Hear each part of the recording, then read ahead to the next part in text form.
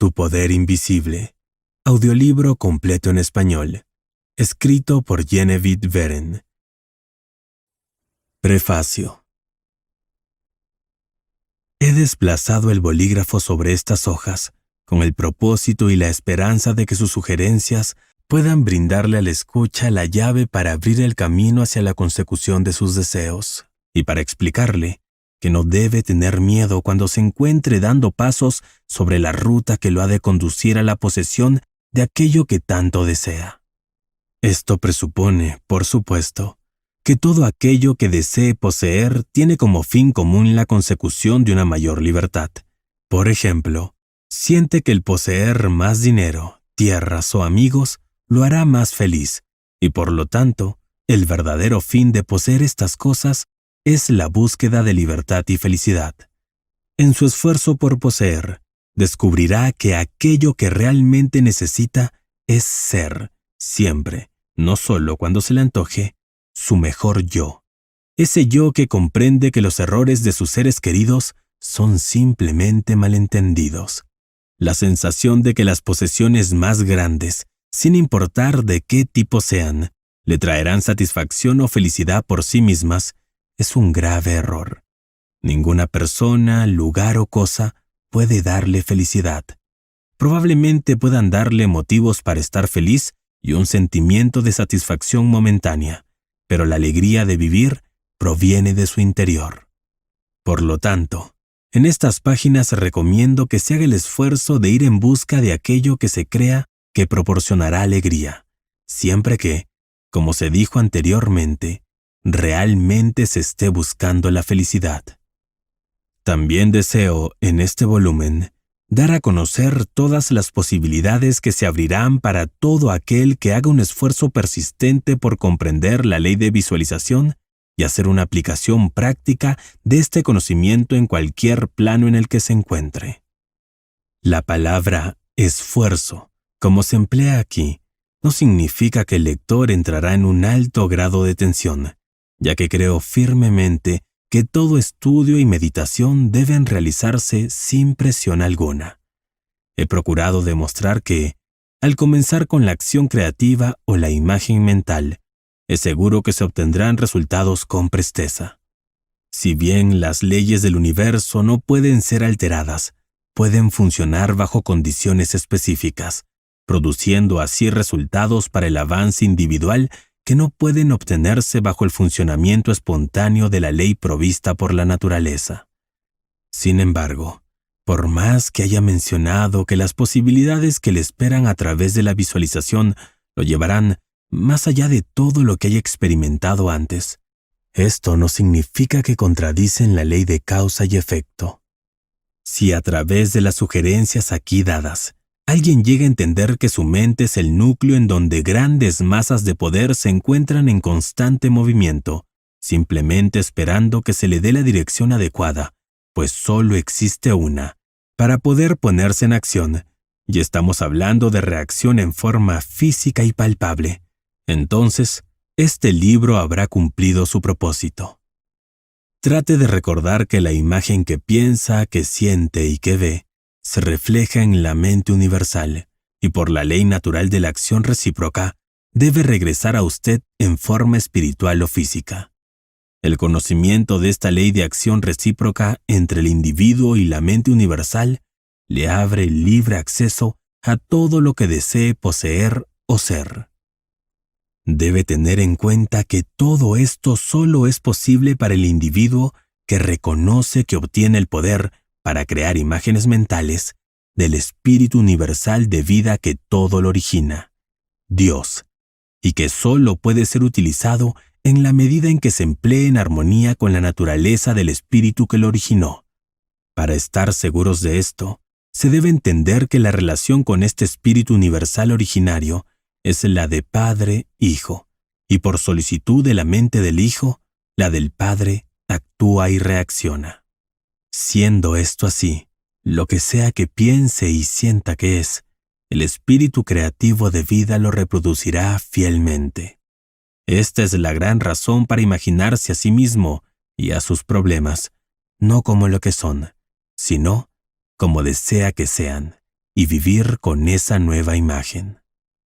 Un esfuerzo constante por hacer lo antes mencionado, reconociendo siempre que su propia mente es una proyección del espíritu originario, le demostrará que todo lo que existe le pertenece en todo sentido.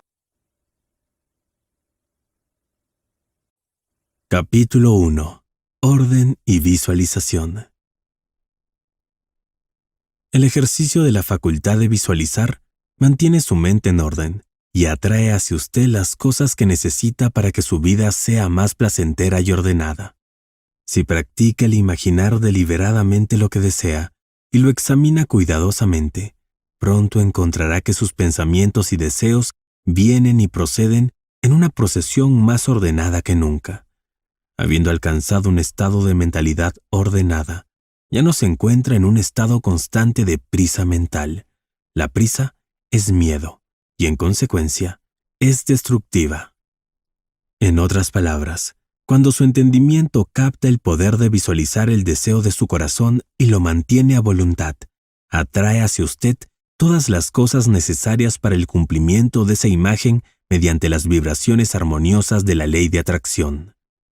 Se da cuenta de que, dado que el orden es la primera ley del cielo y la visualización coloca las cosas en su elemento natural, entonces visualizar debe ser algo celestial. Todos visualizan, lo sepan o no. Visualizar es el gran secreto del éxito. El uso consciente de este gran poder atrae hacia usted recursos enormemente multiplicados, intensifica su sabiduría y le permite hacer uso de ventajas que antes no reconocía.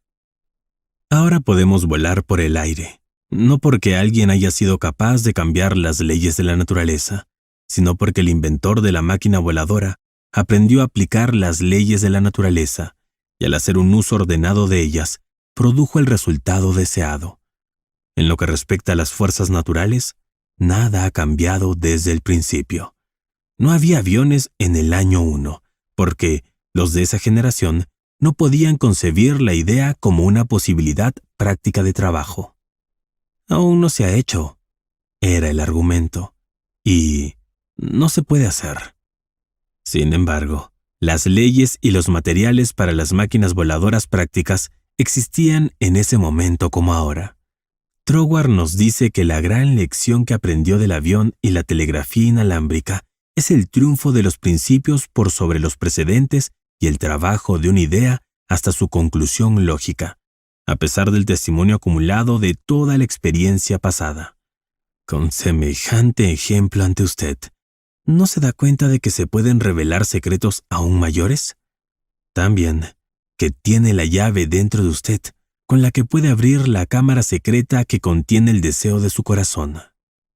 Todo lo que necesita para poder usar esta llave y hacer que su vida sea exactamente como la desea, es una cuidadosa investigación de las causas invisibles que están detrás de cada condición externa y visible.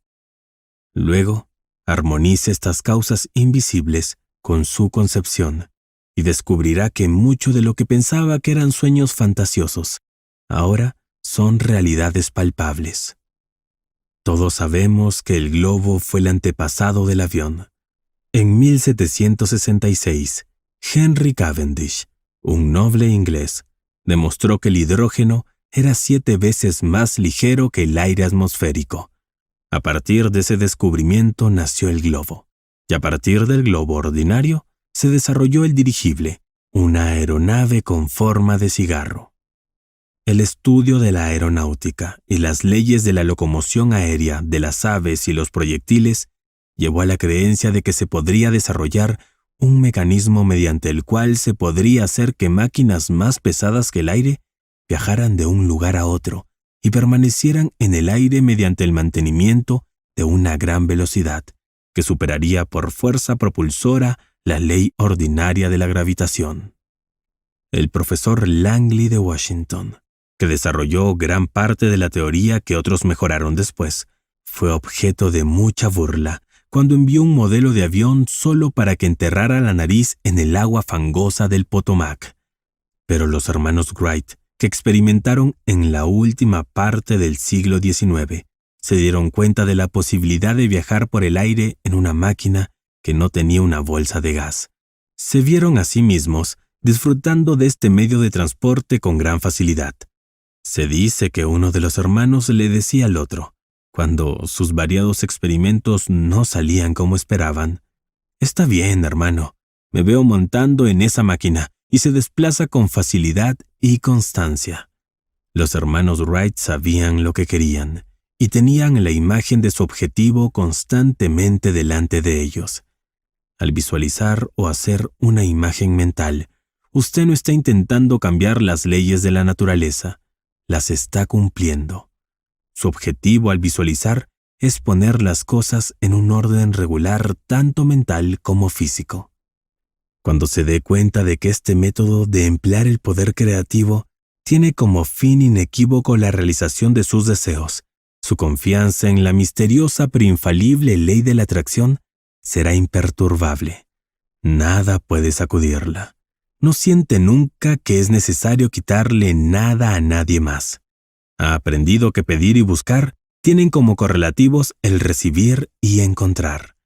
Sabe que todo lo que se requiere es hacer que la sustancia plástica del universo fluya hacia los moldes del pensamiento que proporciona su intenso deseo a través de la imagen proyectada.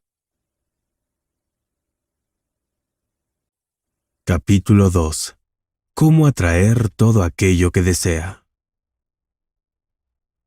El poder que reside dentro de usted y le permite formar una imagen mental es el punto de partida de todo lo que existe. En su estado original, es la sustancia amorfa indiferenciada de la vida. Su imagen mental forma el molde, por así decirlo, en el que esta sustancia amorfa toma forma. Visualizar o ver mentalmente las cosas y las condiciones como desea que sean, es la condensación, el poder de especialización en usted que podría ilustrarse con la lente de una linterna mágica. La linterna mágica es uno de los mejores símbolos de esta facultad de imágenes. Ilustra el trabajo del espíritu creativo en el plano de la iniciativa y la selección de una forma notablemente clara. La linterna de su mente se enciende con la luz de su voluntad, es decir, enciende su deseo con absoluta fe en que el espíritu creativo de vida en usted está haciendo el trabajo. Por el flujo constante de luz de la voluntad sobre el espíritu, la imagen deseada se proyecta sobre la pantalla del mundo físico, una reproducción exacta de la diapositiva ilustrada en su mente. Visualizar sin una voluntad lo suficientemente firme como para inhibir todo pensamiento y sentimiento contrario a su imagen sería tan inútil como una linterna mágica sin luz. Por otro lado, si su voluntad está lo suficientemente desarrollada como para mantener su imagen en pensamiento y sentimiento sin ningún «y si», simplemente comprendiendo que su pensamiento es el gran poder de atracción, entonces su imagen mental es tan segura de ser proyectada en la pantalla de su mundo físico como cualquier diapositiva ilustrada puesta en la mejor linterna mágica jamás creada. Intente proyectar la imagen en una linterna mágica con una luz que se mueve constantemente de un lado a otro, y tendrá el efecto de una voluntad incierta.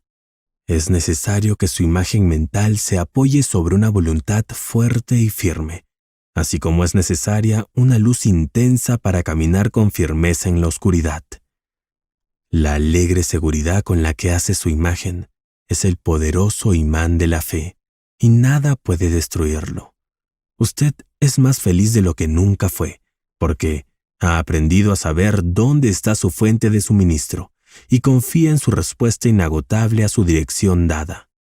Al fin y al cabo, la felicidad es lo único que todo ser humano desea, y el estudio de la visualización permite sacarle a la vida más provecho de lo que jamás había imaginado. ¿Ya puede verlo? Se siguen abriendo cada vez más posibilidades ante usted. Un hombre de negocios me dijo una vez que, desde que practicaba la visualización y se formaba el hábito de dedicar unos minutos cada día a pensar en su trabajo tal y como deseaba que fuera de una manera amplia, su negocio se había duplicado con creces en 6 meses. Su método consistía en entrar en una habitación todas las mañanas antes del desayuno y hacer un inventario mental de su negocio tal como lo había dejado la noche anterior, y luego ampliarlo. Decía que al repetir este acto, sus asuntos tenían un éxito notable. Se veía a sí mismo en una oficina haciendo todo lo que quería hacer. Su ocupación le obligaba a conocer a muchos extraños cada día. En su imagen mental, se veía a sí mismo conociendo a estas personas, comprendiendo sus necesidades y satisfaciéndolas de la manera que deseaban. Este hábito, decía, había fortalecido y estabilizado su voluntad de una manera casi inconcebible. Además, al ver así mentalmente las cosas tal y como las deseaba, había adquirido la sensación de confianza de que un cierto poder creativo se ejercía, para él y a través de él, con el fin de mejorar su pequeño mundo. Cuando comience a visualizar con la seriedad pertinente, es posible que sienta, como muchos otros, que alguien más puede estar formando una imagen mental que esté en contra de sus objetivos. No se preocupe innecesariamente por esto. Simplemente tenga en cuenta de que el proyectar una imagen mental es un ejercicio ordenado del poder creativo universal y que debe ser aplicado de manera específica y sin la intención de dañar los planes de otro. Entonces, puede estar seguro de que nadie podrá oponerse a usted. La ley universal de la armonía lo impide. Esfuércese por tener en cuenta que su imagen mental es la mente universal que ejerce específicamente sus poderes inherentes de iniciativa y selección. Dios, o mente universal, hizo al hombre con el propósito especial de diferenciarse a través de él. Todo lo que es, nació de la misma manera, por esta misma ley de autodiferenciación, y con el mismo propósito. Primero la idea, la imagen mental, o el prototipo de la cosa, que es la cosa misma en su forma incipiente o plástica. El gran arquitecto del universo se contempló a sí mismo manifestándose a través de su polo opuesto, la materia, y la idea se expandió y proyectó hasta que tenemos un mundo y muchos mundos. Mucha gente pregunta, ¿pero por qué deberíamos tener un mundo físico? La respuesta es, porque es la naturaleza de la sustancia originaria solidificarse, bajo la directiva en un lugar de la actividad, así como es la naturaleza de la cera endurecerse cuando se enfría, o el yeso volverse firme y sólido cuando se expone al aire. Su imagen en esta misma sustancia divina en su estado fluido tomando forma a través del centro individualizado de la operación divina, su mente, y no hay poder que impida que esta combinación de sustancia espiritual se convierta en forma física. La naturaleza del espíritu es completar su trabajo, y una idea no está completa hasta que se ha convertido en algo físico y palpable. Nada puede impedir que su imagen se concrete, excepto el mismo poder que la hizo nacer, usted mismo. Suponga que desea tener una habitación más ordenada. Mira su habitación y la idea de orden le sugiere cajas, armarios, estanterías, ganchos, etc. La caja, el armario, los ganchos, todas son ideas concretas de orden, vehículos a través de los cuales se sugieren el orden y la armonía. Capítulo 3. Relación entre la forma mental y la física. Algunas personas consideran que no es muy adecuado visualizar las cosas. Es demasiado material, dicen. Pero la forma material es necesaria para el autorreconocimiento del espíritu desde el punto. Y este es el medio a través del cual se lleva a cabo el proceso creativo. Por lo tanto, lejos de que la materia sea una ilusión y algo que no debe ser, como han enseñado algunos maestros metafísicos, la materia es el canal necesario para la autodiferenciación del espíritu. Sin embargo, no es mi deseo llevarlo a un largo y tedioso razonamiento científico para eliminar el misterio de la visualización y ponerlo sobre una base lógica. Naturalmente, cada individuo lo hará a su manera. Mi único deseo es enseñarle el camino más fácil que conozco, que es el camino por el que me guía Troward.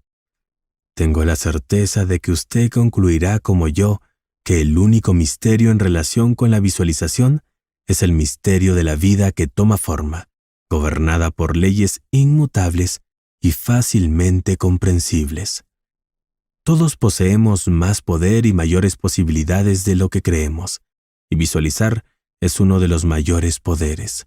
Aporta un grado extra de análisis a ciertas observaciones. Cuando nos detenemos a pensar por un momento, nos damos cuenta de que para que exista un cosmos, debe haber una mente cósmica que vincula todas las mentes individuales a una cierta unidad genérica de acción, produciendo así todas las cosas como realidades y nada como ilusiones. Si toma este pensamiento de Troward y lo medita sin prejuicios, seguramente se dará cuenta de que la forma material concreta es una necesidad absoluta del proceso creativo. También que la materia no es una ilusión, sino un canal necesario a través del cual la vida se diferencia. Si considera la materia en su orden correcto como el polo opuesto al espíritu, no encontrará ningún antagonismo entre ellos. Al contrario, juntos constituyen un todo armonioso. Y cuando se da cuenta de esto, siente, en su práctica de visualizar, que está trabajando de causa a efecto, de principio a fin. En realidad, su imagen mental es el trabajo especializado del espíritu originario. Se podría hablar durante horas sobre hechos netamente científicos, demostrando, como dice Troward, que la materia prima para la formación de los sistemas solares está universalmente distribuida por todo el espacio. Sin embargo, la investigación muestra que mientras los cielos están salpicados de millones de soles, hay espacios que no muestran signos de actividad cósmica. Siendo esto cierto, debe haber algo que inició la actividad cósmica en ciertos lugares, mientras que pasó por encima de otros en los que la materia prima estaba igualmente disponible. A primera vista, se podría atribuir el desarrollo de la energía cósmica a las propias partículas etéricas.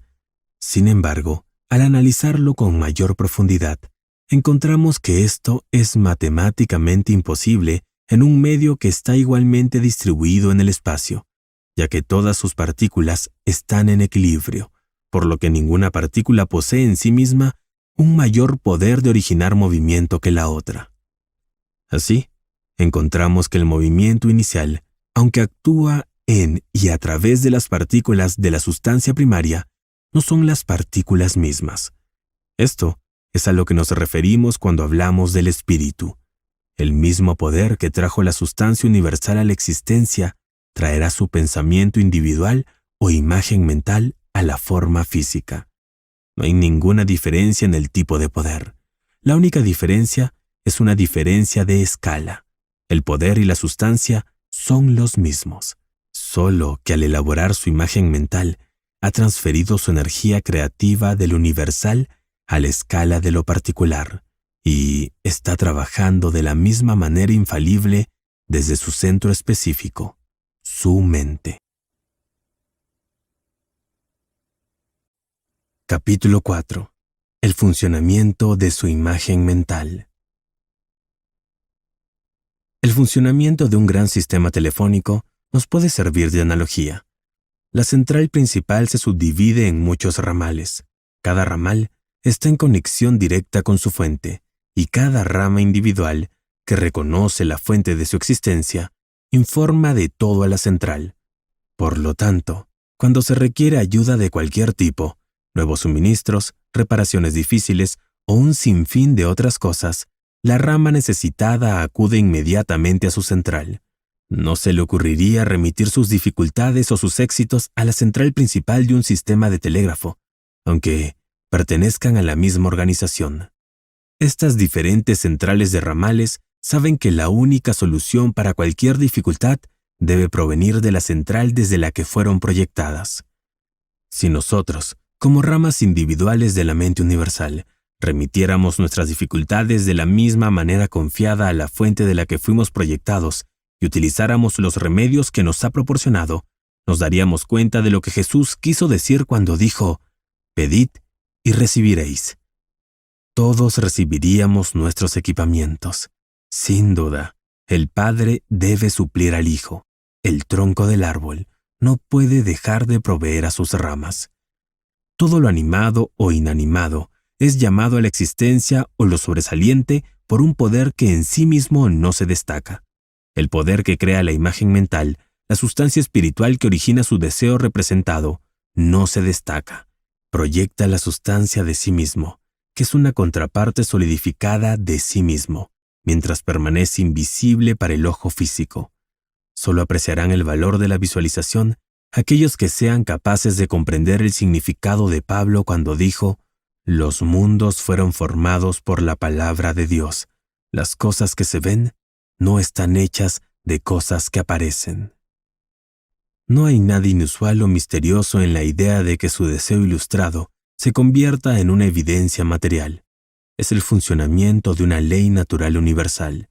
El mundo fue proyectado por la autocontemplación de la mente universal, y esta misma acción está teniendo lugar en su rama individualizada que es la mente del hombre. Todo en el mundo entero tiene su comienzo en la mente y viene a la existencia exactamente de la misma manera, desde el sombrero en su cabeza hasta las botas en sus pies. Todos son pensamientos proyectados y solidificados. Su avance personal en la evolución depende de su uso correcto del poder de visualizar, y su uso depende de si reconoce que usted mismo, es un centro particular a través y en el cual el espíritu originario está encontrando siempre una nueva expresión para las potencialidades ya existentes dentro de sí mismo. Esto es la evolución, ese despliegue continuo de las cosas existentes aunque exteriormente invisibles. Su imagen mental es la fuerza de atracción que evoluciona y combina la sustancia originaria en una forma específica. Su imagen es la central de unión y evolución, por así decirlo, a través de la cual el espíritu creativo originario se expresó. Su acción creadora es ilimitada, sin principio ni fin, y siempre progresiva y ordenada. Procede etapa por etapa, siendo cada etapa una preparación necesaria para la que sigue. Veamos ahora si podemos hacernos una idea de las diferentes etapas por las que las cosas del mundo han llegado a existir. Troward dice: si podemos llegar al principio de funcionamiento que produce estos resultados, podemos darle muy rápida y fácilmente una aplicación personal.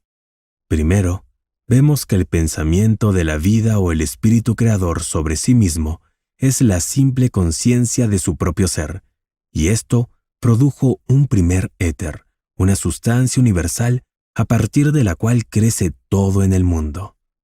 Troward también nos dice que, aunque esta conciencia de ser es una base necesaria para cualquier otra posibilidad, no hay mucho de qué hablar.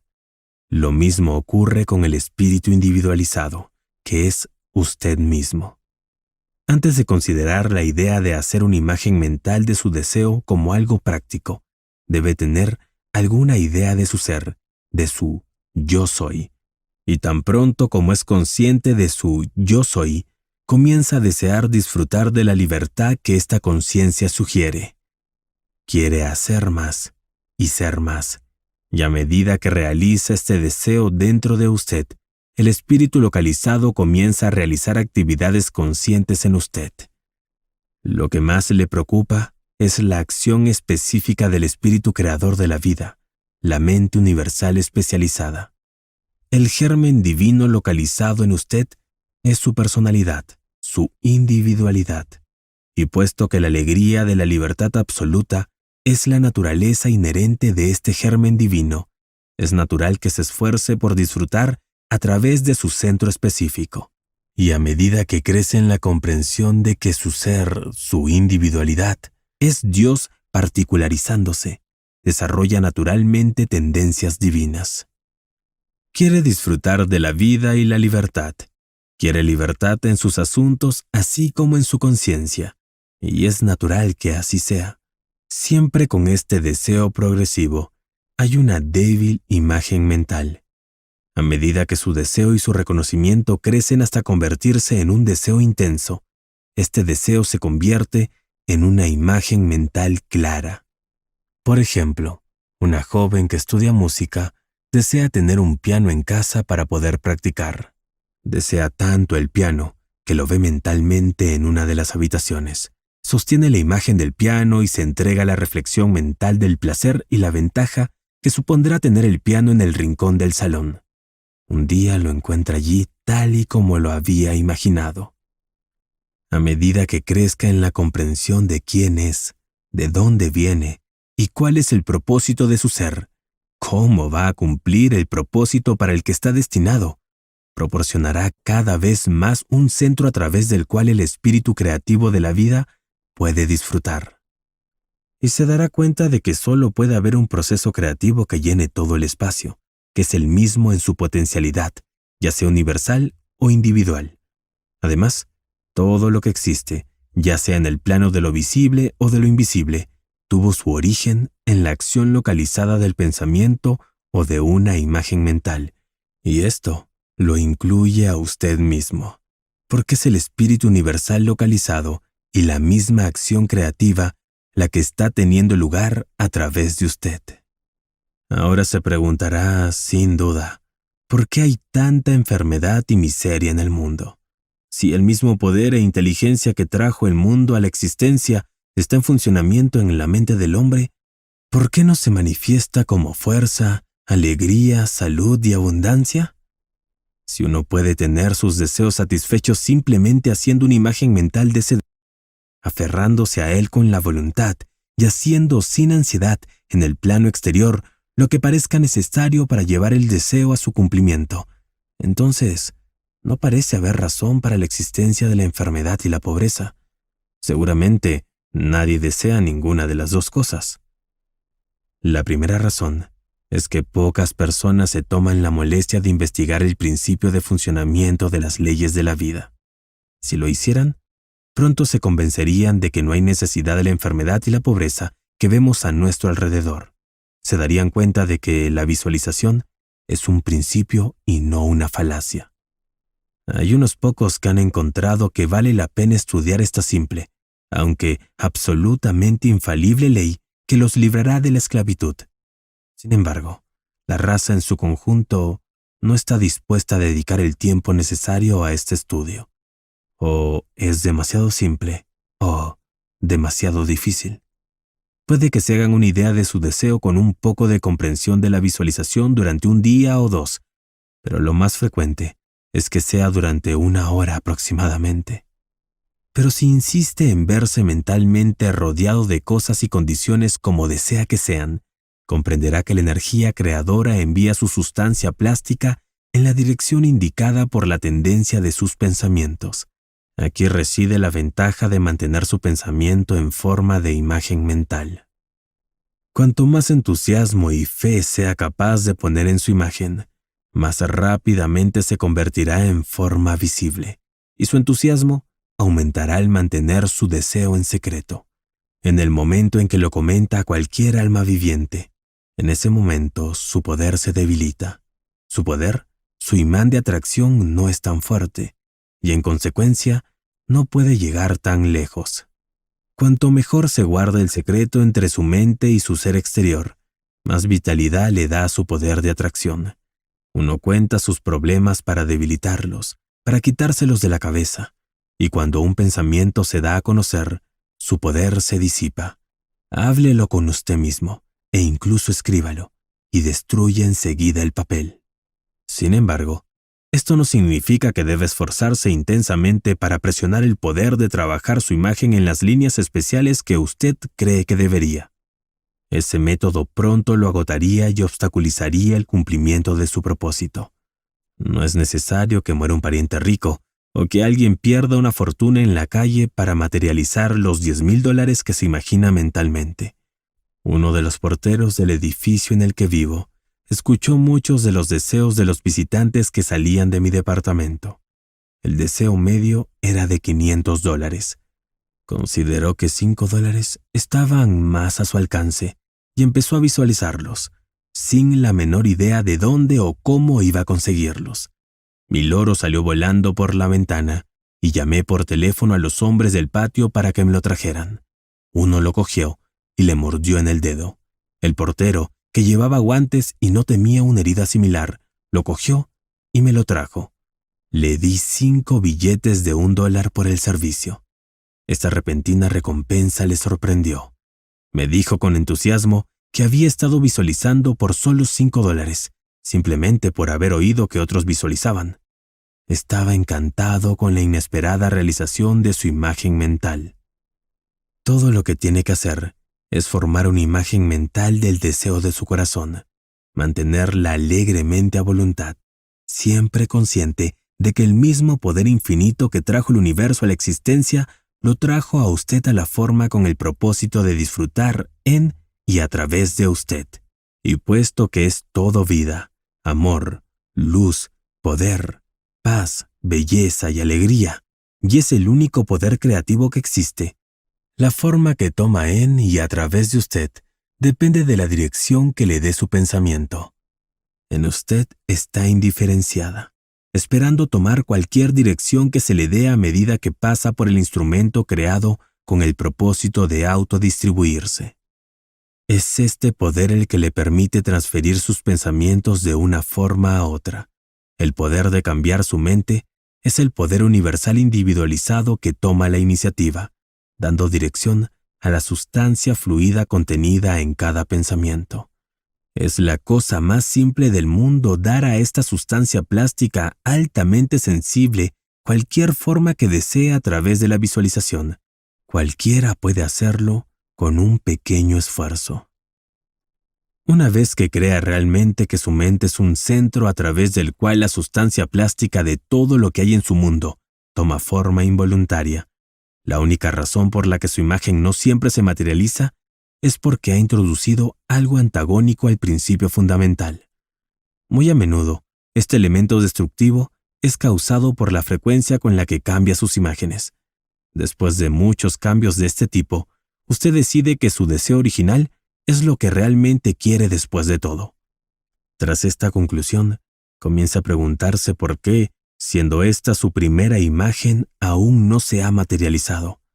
La sustancia plástica con la que está tratando mentalmente es más delicada que la película fotográfica más sensible. Si, al hacer una foto, recordara de repente que ya había hecho una foto en esa misma placa, no esperaría un resultado perfecto de ninguna de las 2 imágenes. Por otro lado, puede haber hecho 2 fotos en la misma placa inconscientemente. Cuando la placa se ha revelado y la imagen se ve físicamente, no condena el principio de la fotografía, ni le desconcierta entender por qué su imagen ha resultado tan insatisfactoria. No cree que sea imposible obtener una imagen buena y clara del objeto en cuestión. Sabe que puede hacerlo, simplemente comenzando desde el principio, poniendo una nueva placa, y determinado a ser más cuidadoso al tomar su foto la próxima vez. Si se siguen estas líneas, usted está seguro de obtener un resultado satisfactorio.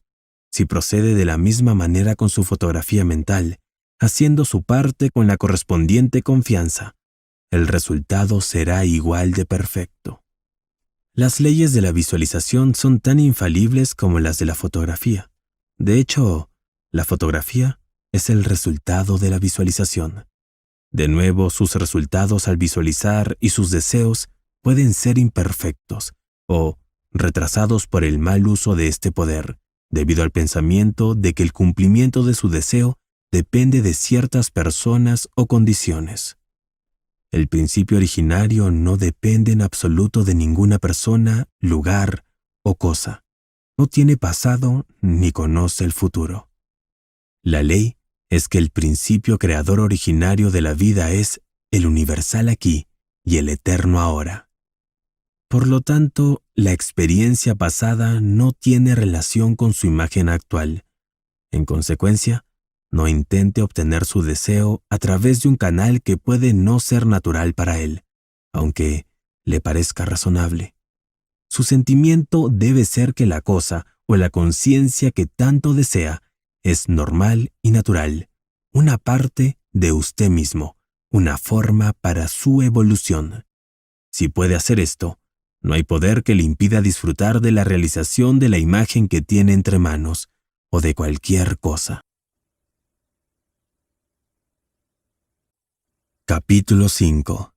Expresiones de principiantes.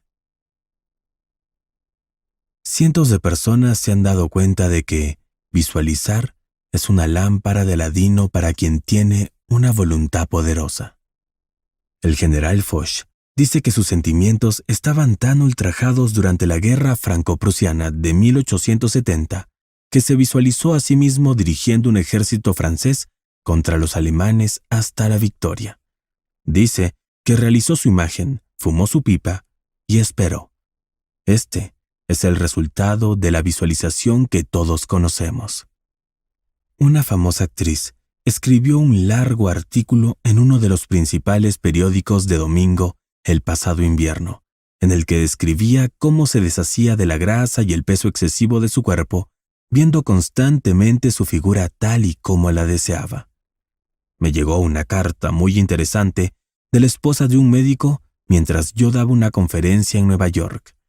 Comenzó diciéndome que esperaba que nunca interrumpiera mis conferencias sobre la visualización, para que la humanidad se diera cuenta del gran poder de esta práctica. Contando su propia experiencia, dijo que había nacido en el East Side de New York, en el barrio más pobre. Desde su infancia, había acariciado el sueño de casarse algún día con un médico. Este sueño se fue convirtiendo en una imagen mental fija. El primer puesto que obtuvo fue el de niñera en la familia de un médico. Al dejar este lugar, entró a trabajar en la familia de otro médico. La esposa de su empleador falleció, y con el tiempo, el médico se casó con ella, fruto de su tan imaginado anhelo. Después de eso, tanto ella como su marido concibieron la idea de poseer una granja de frutas en el sur. Se formaron una imagen mental de la idea y pusieron su fe en su eventual realización.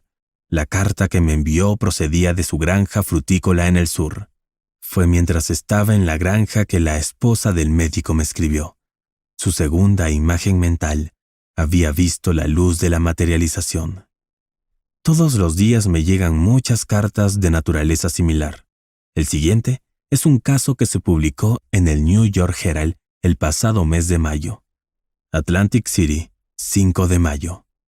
Se trataba de una mujer mayor, y cuando fue procesada hoy ante el juez Clarence Goldenberg, en el tribunal de policía, estaba tan débil y cansada que apenas podía mantenerse en pie. El juez preguntó al asistente del tribunal de qué se le acusaba. «De robar una botella de leche, señoría», repitió el agente.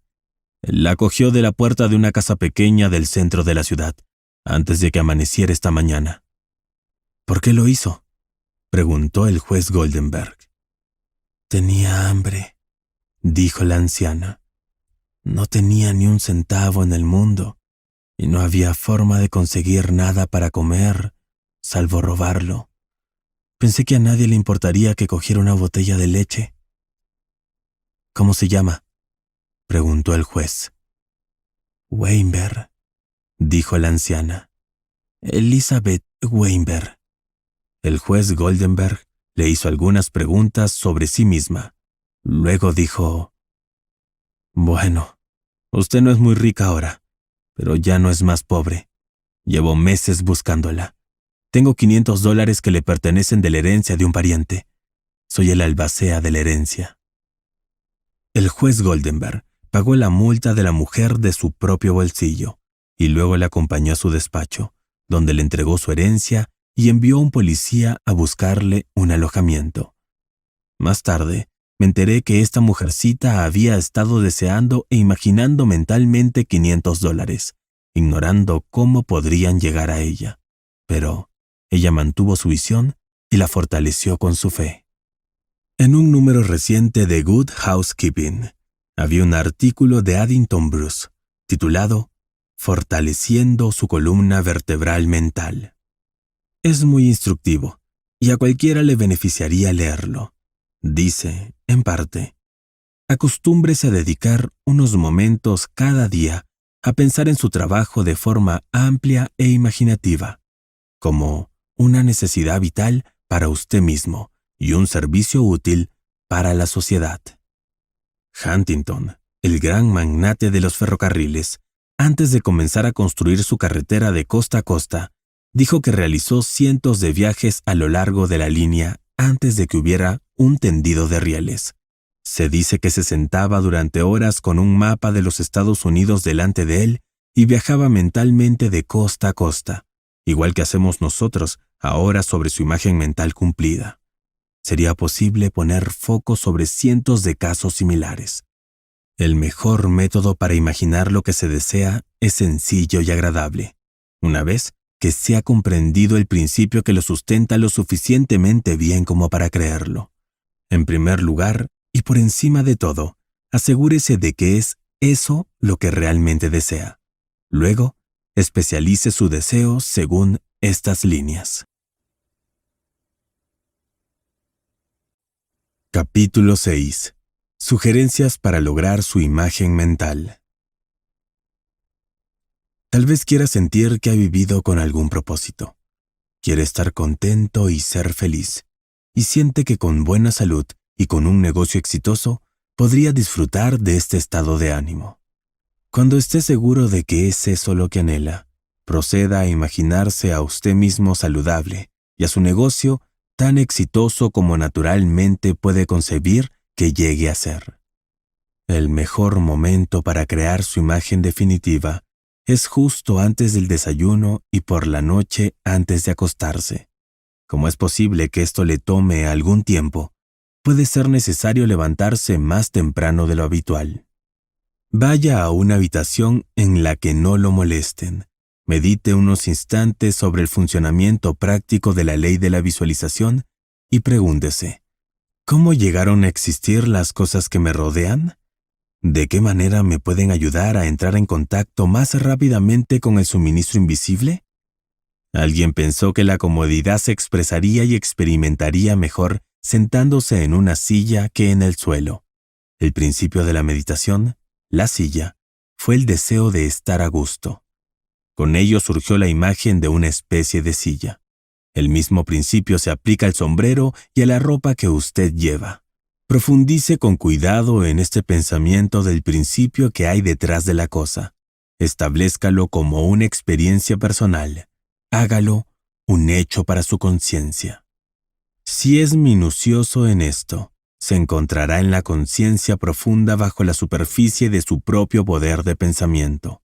A continuación, abra una ventana. Respire profundamente unas 10 veces y durante ese tiempo, dibuje un gran círculo imaginario de luz a su alrededor. Mientras inhala, manteniéndose en el centro de este círculo de luz, vea grandes rayos de luz saliendo del círculo y entrando en su cuerpo por todos los puntos, centralizándose en su plexo solar. Mantenga la respiración unos instantes en esta luz central de su cuerpo, el plexo solar, y luego exhale lentamente. Mientras hace esto mentalmente, ve rayos imaginarios o destellos de luz subiendo por el cuerpo y bajando y saliendo por los pies. Rocíe mentalmente todo su cuerpo con esta luz imaginaria. Cuando haya terminado el ejercicio de respiración, siéntese en una silla cómoda y erguida y sepa mentalmente que hay una sola vida, una sustancia, y que esta sustancia vital del universo se complace en reconocerse a sí misma en usted. Repita alguna afirmación de este tipo, hasta que sienta la verdad y la realidad de las palabras que está afirmando. Entonces, comience a crear su imagen. Tanto si su deseo es un estado de conciencia o una posesión grande o pequeña, comience por el principio. Si quiere una casa, empiece por verse a sí mismo en el tipo de casa que desea. Recórrala, tomando nota cuidadosamente de las habitaciones, de la ubicación de las ventanas y de otros detalles que le ayuden a sentir la realidad de su concepto. Puede cambiar algunos de los muebles y mirarse en algunos espejos solo para ver lo sano, rico y feliz que se ve. Repase su imagen una y otra vez hasta que sienta la realidad de la misma, y luego escríbalo todo tal y como lo ha visto, con el sentimiento de que lo mejor que hay es mío, no hay límite para mí, porque mi mente es un centro de operación divina, y su imagen está tan segura de hacerse realidad en su modo físico como el sol de brillar. Capítulo 7. Cosas para recordar. En el uso de su poder de pensamiento para la producción de nuevas conciencias. 1. Asegúrese de saber qué condiciones desea producir. Luego, sopese cuidadosamente a qué otros resultados conducirá el cumplimiento de su deseo. 2. Al dejar que su pensamiento se detenga en una imagen mental, usted está concentrando el espíritu creativo a este centro, donde todas sus fuerzas son igualmente equilibradas. 3.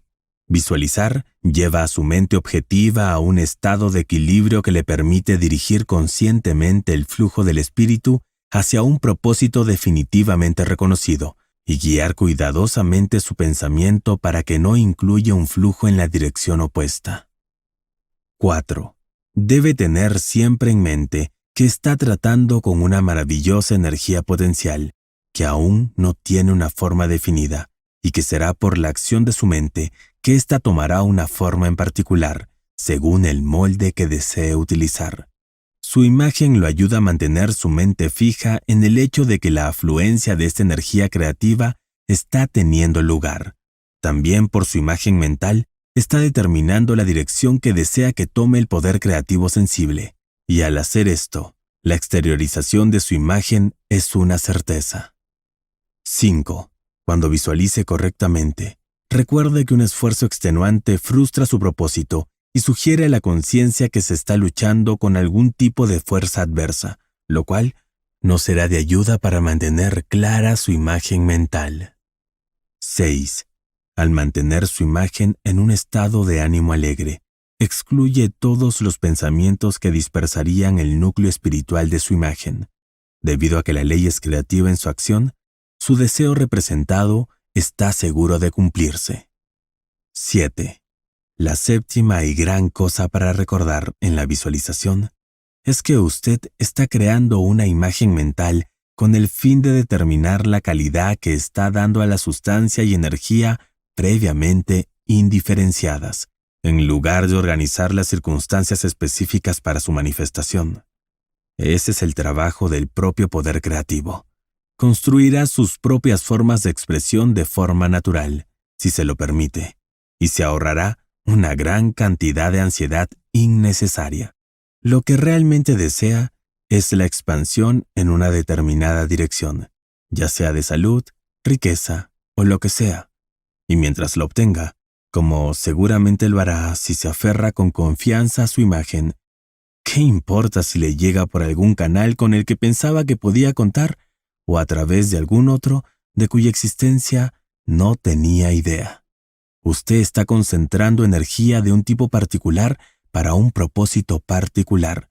Téngalo en cuenta y deje que los detalles específicos se ocupen de sí mismos y nunca mencione su intención a nadie. Recuerde siempre que la naturaleza, desde su superficie claramente visible hasta sus profundidades más arcanas, es un vasto almacén de luz enteramente dedicado a su uso individual. Su unidad consciente con el gran todo es el secreto del éxito, y una vez que haya comprendido esto, podrá disfrutar de la posesión del todo o de una parte de él a voluntad, porque por su reconocimiento lo ha logrado y puede hacerlo cada vez más suyo. No olvide nunca que toda cosa física, ya sea a su favor o en su contra, fue un pensamiento sostenido antes de ser una cosa. El pensamiento como tal no es bueno ni malo, es una acción creativa y siempre toma forma física.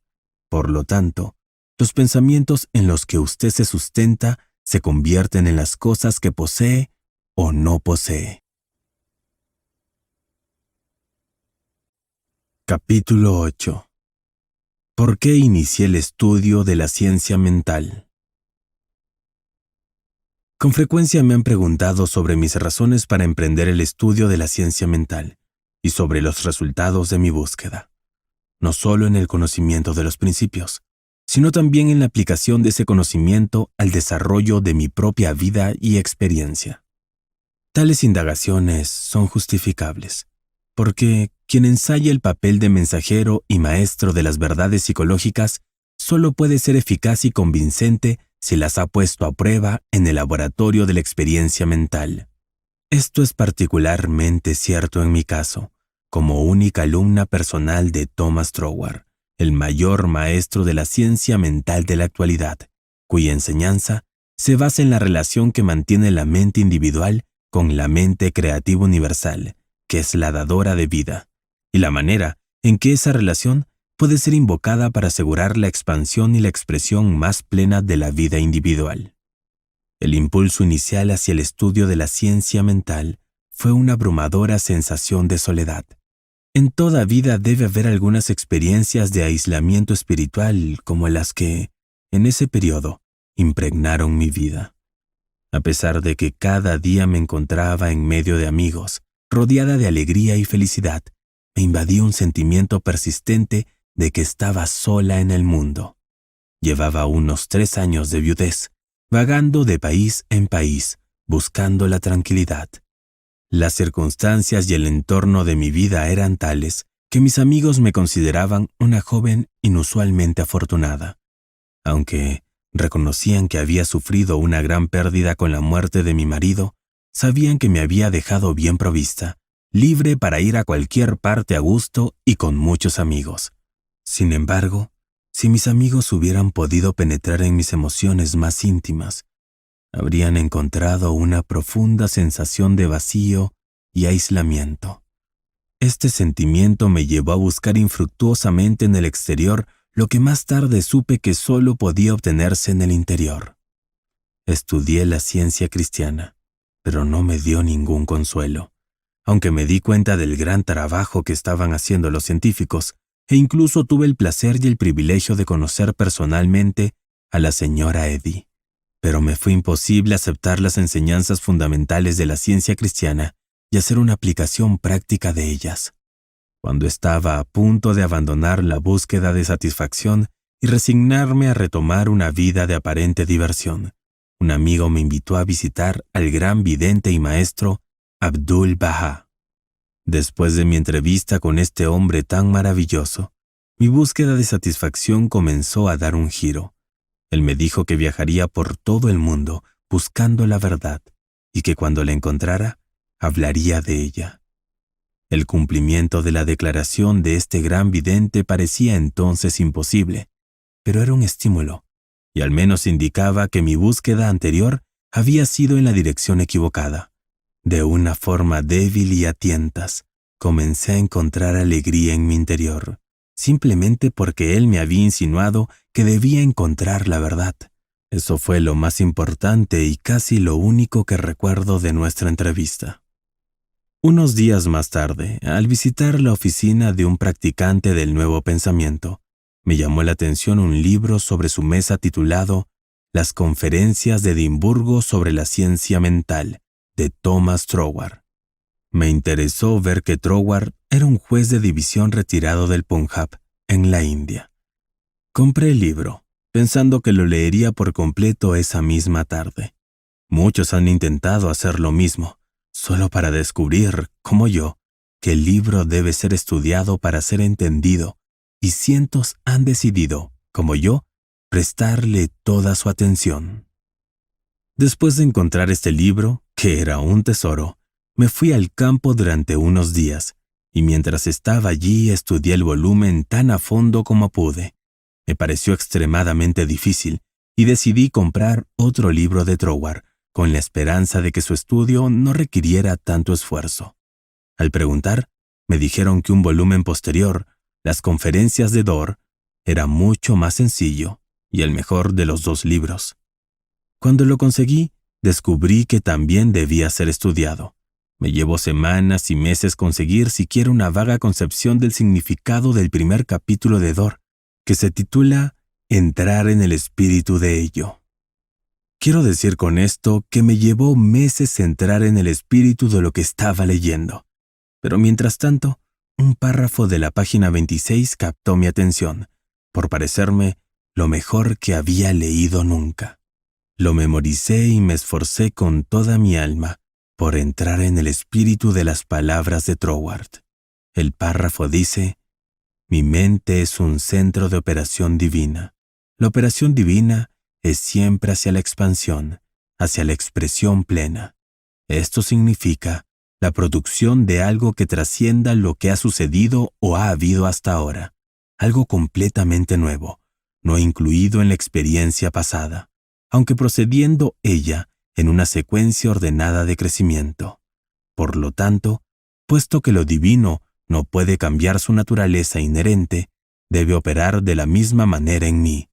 En consecuencia, en mi propio mundo especial, del cual soy el centro, se moverá para producir nuevas condiciones, siempre en ventaja sobre cualquier cosa que haya sucedido antes.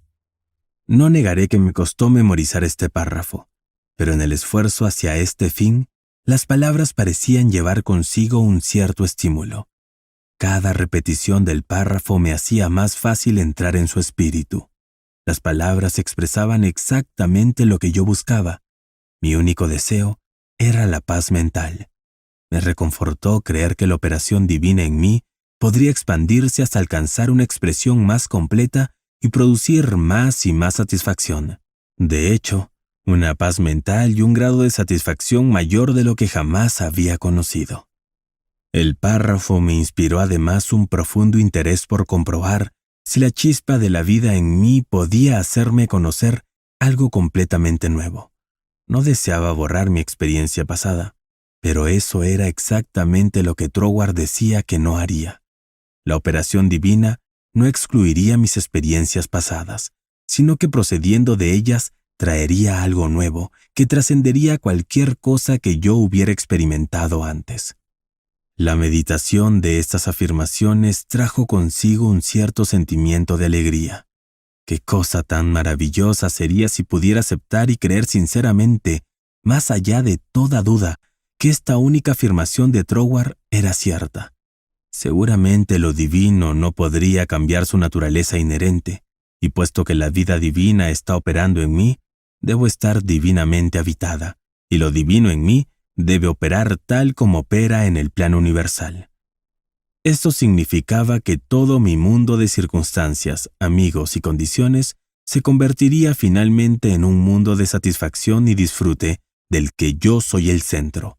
Todo esto sucedería tan pronto como fuera capaz de controlar mi mente y, por lo tanto, proporcionar un centro concreto alrededor del cual las energías divinas pudieran jugar. Seguramente valía la pena intentarlo. Si Troward había encontrado esta verdad, ¿por qué no yo? La idea me mantuvo en mi tarea. Más tarde decidí estudiar con el hombre que había realizado y dado al mundo tan grandiosa afirmación. Me había sacado de mi estado de abatimiento. La dificultad inmediata era la necesidad de aumentar mis finanzas. Capítulo 9. ¿Cómo atraje $20,000? En el laboratorio de experiencias en el que se iba a poner a prueba mi recién revelada relación con la operación divina, el primer problema fue de tipo económico. Mis ingresos eran los estipulados, suficientes para mis necesidades cotidianas, pero no parecía suficiente para permitirme ir cómodamente a Inglaterra, donde vivía Troward, y permanecer por un periodo indefinido para estudiar con tan gran maestro como debía ser. Así que, antes de preguntar si Troward aceptaba alumnos o si yo era elegible en caso de que lo hiciera, comencé a utilizar el párrafo que había memorizado. Diariamente, de hecho, casi cada hora, las palabras estaban en mi mente. Mi mente es un centro de operación divina, y la operación divina significa la expansión en algo mejor de lo que ha habido antes. De las conferencias de Edimburgo, había leído algo sobre la ley de atracción, y del capítulo de causas y condiciones había extraído una vaga idea de la visualización. Así que cada noche, antes de ir a dormir, me formaba una imagen mental de los deseados $20,000. Contaba $20,000 cada noche en mi dormitorio, y luego con la idea de impresionar más enfáticamente mi mente con el hecho de que estos $20,000 estaban destinados para ir a Inglaterra y estudiar con Troward, escribí a mi imagen. Me veía comprando mi boleto para el buque de vapor, caminando arriba y abajo de la cubierta del barco desde Nueva York a Londres, y finalmente me veía aceptada como alumna de Troward. Este proceso se repetía todas las mañanas y todas las noches, imprimiendo siempre más y más plenamente en mi mente la declaración memorizada de Troward. Mi mente es un centro de operaciones divinas. Me esforcé por mantener esta afirmación en el fondo de mi conciencia todo el tiempo, sin pensar en cómo podría obtenerse el dinero. Probablemente la razón por la que no pensé en las vías a través de las cuales el dinero podría llegar a mí fue porque no podía imaginarme de dónde vendrían los $20,000. Así que simplemente mantuve mi pensamiento firme y dejé que el poder de la atracción encontrara sus propios caminos y medios. Un día, mientras caminaba por la calle, haciendo ejercicios de respiración profunda, me llegó el pensamiento: mi mente es seguramente un centro de operación divina. Si Dios llena todo el espacio, entonces Dios debe estar también en mi mente. Si quiero este dinero para estudiar con Troward y poder conocer la verdad de la vida, entonces tanto el dinero como la verdad deben ser míos, aunque no pueda sentir ni ver las manifestaciones físicas de ninguno de los dos. Aún así, declaré, deben ser míos. Mientras estas reflexiones se desarrollaban en mi mente, pareció surgir de mi interior el pensamiento: yo soy toda la sustancia que existe. Entonces, desde otro canal de mi cerebro pareció llegar la respuesta: por supuesto, eso es. Todo debe tener su principio en la mente. El yo, la idea, debe ser la única y primaria sustancia que hay, y esto significa dinero, así como todo lo demás. Mi mente aceptó esta idea, e inmediatamente toda la tensión de mi mente y cuerpo se relajó. Me invadió una sensación de absoluta certeza de estar en contacto con todo el poder que la vida tiene para dar. Todo pensamiento sobre el dinero, el profesor o incluso mi propia personalidad se desvaneció en la gran ola de alegría que barrió todo mi ser. Seguí caminando con este sentimiento de alegría que aumentaba y se expandía constantemente, hasta que todo a mi alrededor parecía brillar con una luz resplandeciente. Cada persona con la que me cruzaba estaba iluminada como yo. Toda la conciencia de la personalidad había desaparecido, y en su lugar apareció esa gran y casi abrumadora sensación de alegría y satisfacción. Aquella noche, al realizar mi imagen de los $20,000, lo hice con un aspecto totalmente cambiado. En ocasiones anteriores, al formar mi imagen mental, había sentido que estaba despertando algo dentro de mí. Esta vez no hubo sensación de esfuerzo, simplemente conté los $20,000. Entonces, de la manera más inesperada, de una fuente de la que no tenía conciencia en ese momento, pareció abrirse una posible vía a través de la cual el dinero podría llegar a mí. Al principio me costó un gran esfuerzo no emocionarme. Parecía todo tan maravilloso, tan glorioso, estar en contacto con el suministro. Pero ¿no había advertido Troward a sus lectores que mantuvieran toda la excitación fuera de sus mentes en el primer arrebato de la realización de la unión con el suministro infinito y que trataran este hecho como un resultado perfectamente natural que se había alcanzado a través de nuestra demanda? Esto fue aún más difícil para mí que sostener el pensamiento de que toda la sustancia que hay soy yo. Yo, la idea, soy el principio de toda forma, visible o invisible. Tan pronto como aparecía una circunstancia que indicaba la dirección por la que podrían venir los $20,000, no solo hacía un esfuerzo supremo para considerar la dirección indicada con calma como el primer brote de la semilla que había sembrado en el absoluto, sino que no dejaba piedras sin remover para seguir esa dirección cumpliendo mi parte. Al hacerlo, una circunstancia parecía llevar naturalmente a otra, hasta que, paso a paso, mis deseados $20,000 estaban asegurados. Mantener mi mente serena y libre de excitación fue lo que más me costó. Este primer fruto concreto de mi estudio de la ciencia mental, tanto como se expone en el libro de Troward, llegó gracias a un cuidadoso seguimiento de los métodos que él había esbozado. Sobre esto, por lo tanto, no puedo ofrecer al lector mejor regalo que citar el libro de Troward, Las Conferencias de Edimburgo, del que puede derivarse una idea completa de la línea de acción que yo estaba tratando de seguir. En el capítulo sobre causas y condiciones dice: para obtener buenos resultados, debemos comprender adecuadamente nuestra relación con el gran poder impersonal que estamos utilizando. Es inteligente, y nosotros somos inteligentes, y las dos inteligencias deben cooperar. No debemos esperar que esta ley actúe por sí sola, pues es a través de nosotros que puede materializarse, y por lo tanto, debemos utilizar nuestra inteligencia con el conocimiento de que está actuando como instrumento de una inteligencia mayor, y con este conocimiento a nuestra disposición, no debemos afanarnos con el resultado final. En la práctica, debemos primero formar la concepción ideal de nuestro objeto, con la intención definida de imprimirlo en la mente universal.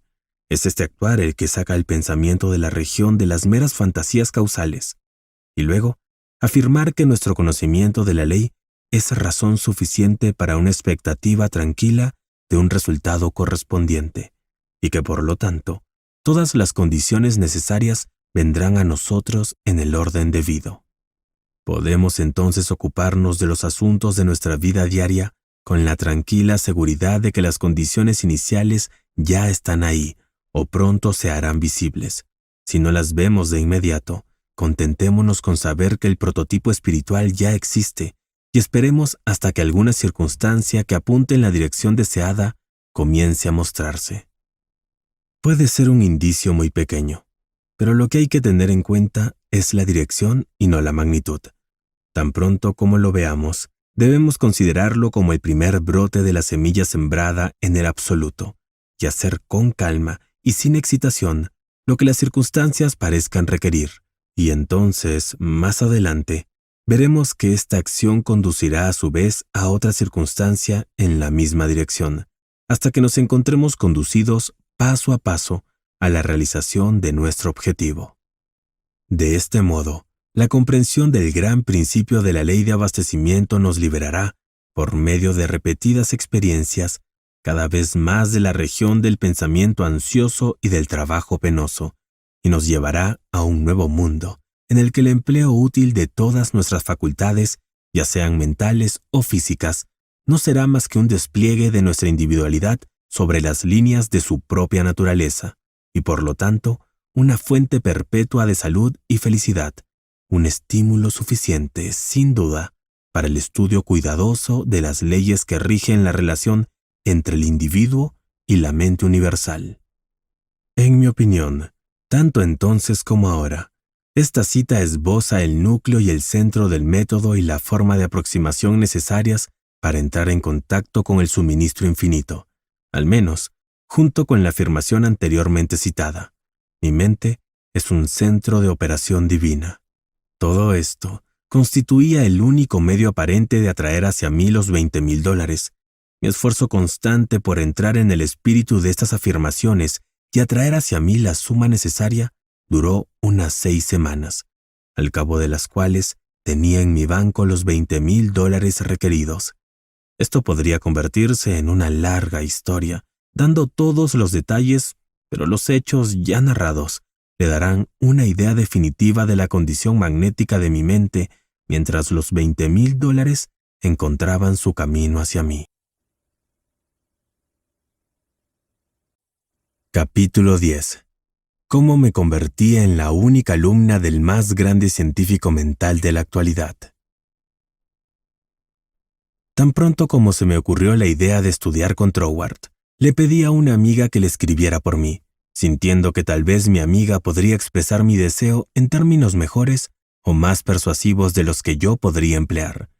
A todas las cartas escritas por esta amiga, no recibí una sola respuesta.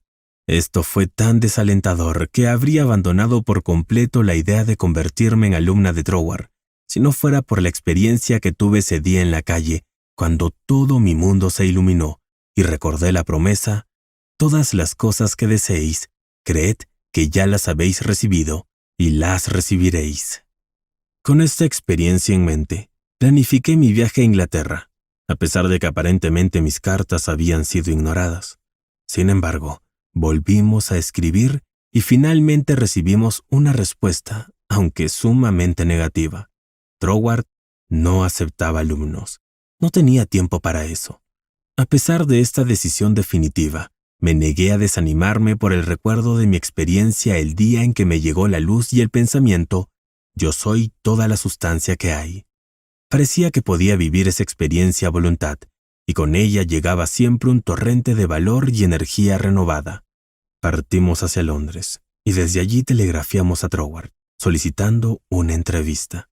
El telegrama fue contestado, y él fijó una fecha para vernos. En ese momento, Troward vivía en Ruamano, un lugar un poco apartado en la parte sur de Inglaterra, a unas 20 millas de una estación de tren. No pudimos encontrarlo en el mapa, y con gran dificultad la Cook's Touring Agency, en Londres, localizó el lugar por nosotros. Había muy pocas especulaciones en mi mente sobre lo que Troward me diría en esta entrevista.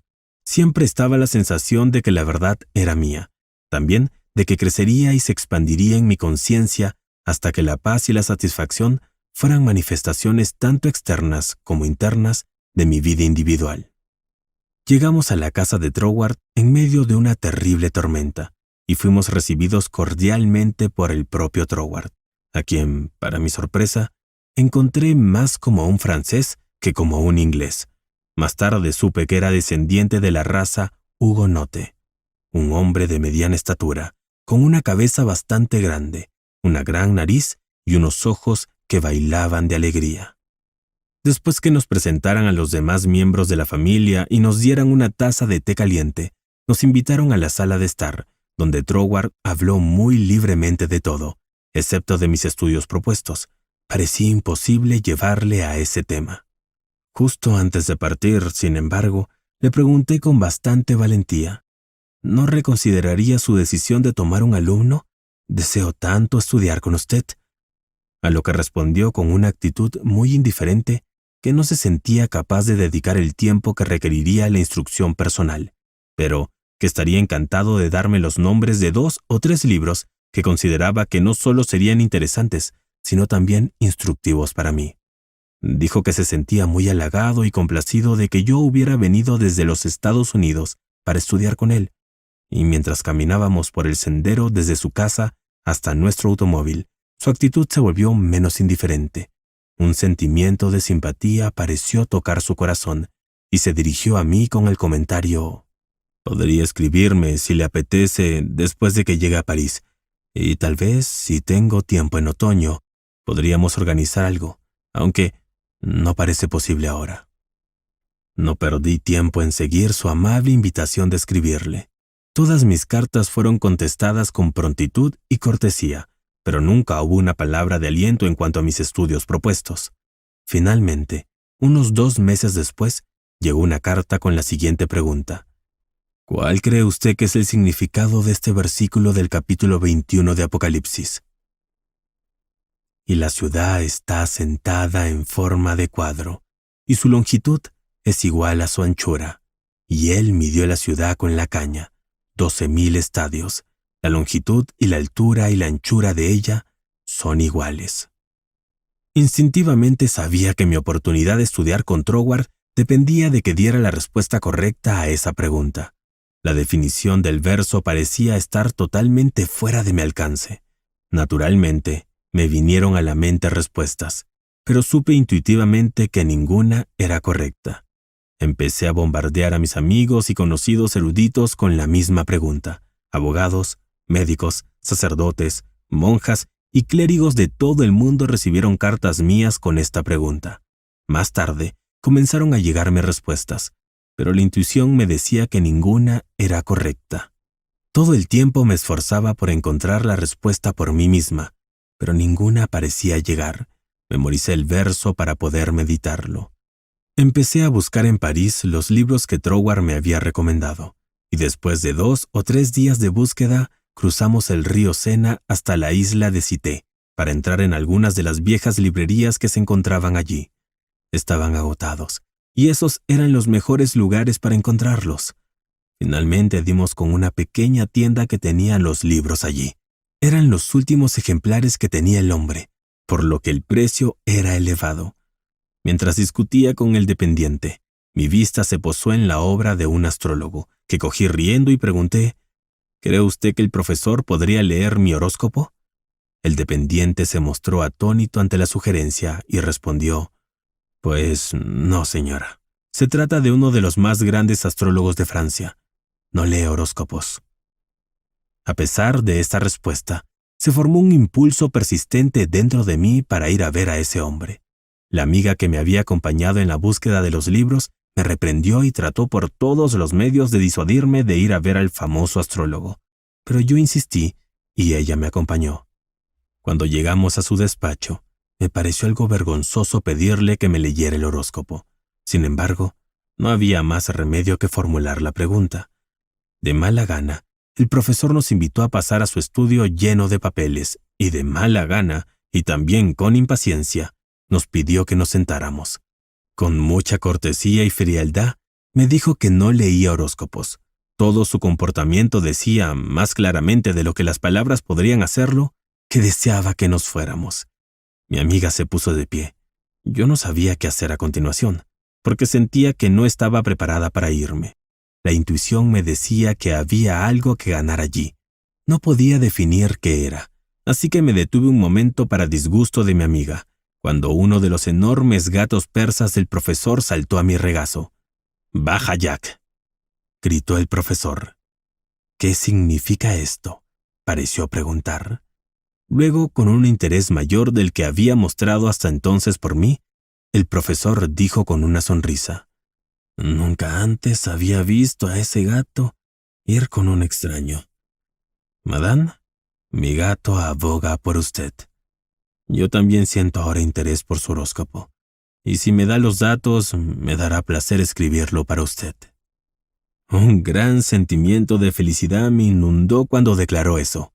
Concluyó diciendo, «No me parece que a usted le interese realmente su horóscopo». La verdad de esta afirmación me chocó, porque no me importaba el horóscopo, y no podía dar ninguna razón por la que le dejaba hacerlo. Sin embargo, me dijo, «¿Puedo llamar por sus datos el próximo domingo por la tarde?».